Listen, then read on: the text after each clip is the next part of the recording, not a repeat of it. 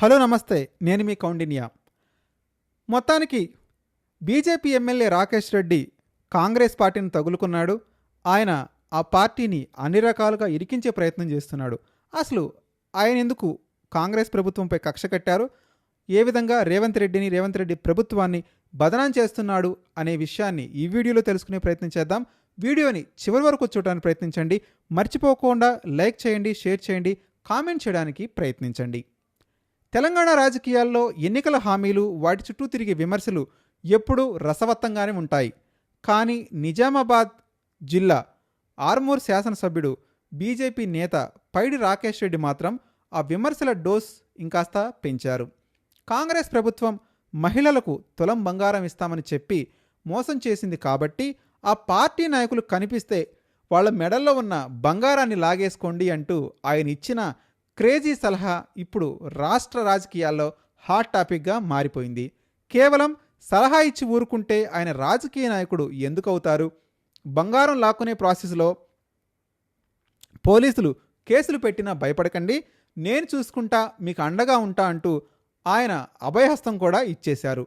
ఉచితంగా తులం బంగారం వస్తుందని ఆశపడ్డ మహిళల సంగతి పక్కన పెడితే ఎమ్మెల్యే గారి స్టేట్మెంట్తో కాంగ్రెస్ లీడర్లు మాత్రం తమ మెడల్లో చైన్లు జాగ్రత్తగా దాచుకోవాల్సిన పరిస్థితి అయితే ఇప్పుడు వచ్చింది.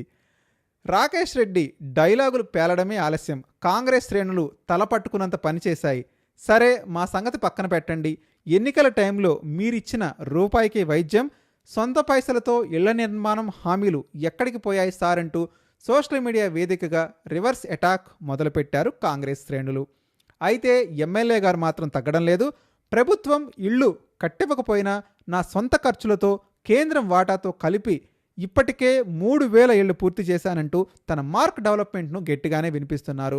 మాట నిలబెట్టుకోవడంలో తనే నెంబర్ 1 అని ఆయన చెప్పుకుంటుంటే కాంగ్రెస్ మాత్రం అదంతా ఉత్తిది అని కొట్టిపారేస్తుంది. ఈ గోల్డ్ మెడల్ వివాదం కాస్త ముదిరి పాకాన పడటంతో ఎమ్మెల్యే గారిని నేరుగా నిలదీసేందుకు కాంగ్రెస్ పార్టీ చలో అంకాపూర్ కార్యక్రమానికి పిలుపునిచ్చింది. దీంతో ఆర్మూర్ పాలిటిక్స్ ఒక్కసారిగా హీట్ ఎక్కాయి. ఎమ్మెల్యే ఇంటిని ముట్టడించి ఆయన ఇచ్చిన హామీల లొసుగులను బయటపెట్టేందుకు కాంగ్రెస్ రెడీ అయింది. దీనికి బీజేపీ కౌంటర్ ఇస్తుంది. మా ఎమ్మెల్యే జోలికొస్తే ఊరుకునేదే లేదని, కాంగ్రెస్ యాక్షన్కు మాది డబుల్ రియాక్షన్ ఉంటుంది అంటూ క్యాడర్ అలర్ట్ అయింది. ప్రస్తుతం ఆర్మూర్లో పరిస్థితి ఎలా ఉంది అంటే ఎప్పుడు ఏం జరుగుతుందో అర్థం కాని గందరగోళం. శాంతి భద్రతలు చేజారిపోకుండా ఉండేందుకు పోలీసులు ఇప్పటికే రంగంలోకి దిగి భారీ బందోబస్తు ఏర్పాటు చేశారు. అటు కాంగ్రెస్, ఇటు బీజేపీ ముఠాలు బాహాబాహీకి దిగకుండా ఉండేందుకు ముందస్తు అరెస్టుల పర్వం కూడా మొదలైంది. ఎన్నికల హామీల అమలు కోసం ప్రజలు కొట్లాడడం చూశాం, కానీ ఇలా నాయకులు మెడల్లో బంగారాన్ని లాగేసుకోండి అని ఒక ఎమ్మెల్యేని లైసెన్స్ ఇవ్వడం బహుశా రాజకీయ చరిత్రలో ఇదే మొదటిసారి కావచ్చు. మరి గోల్డ్ వార్లో కాంగ్రెస్ నేతలు తమ మెడల్లోని బంగారాన్ని ఎలా కాపాడుకుంటారు? ఈ చలో అంకాపూర్ రచ్చ ఎంతవరకు వెళ్తుంది అనేది ఆర్మూర్ రాజకీయాల్లో ఇప్పుడు $1 మిలియన్ ప్రశ్నగా మారింది. మీరు కూడా మీ అభిప్రాయాన్ని కామెంట్ రూపంలో తెలియజేయండి. నిజంగానే రాకేష్ రెడ్డి సజెస్ట్ చేసినట్టుగా కాంగ్రెస్ నాయకుల మెడల్లో బంగారాలను లాగేసుకోవాలా? మర్చిపోకుండా కామెంట్ చేయడానికి ప్రయత్నించండి.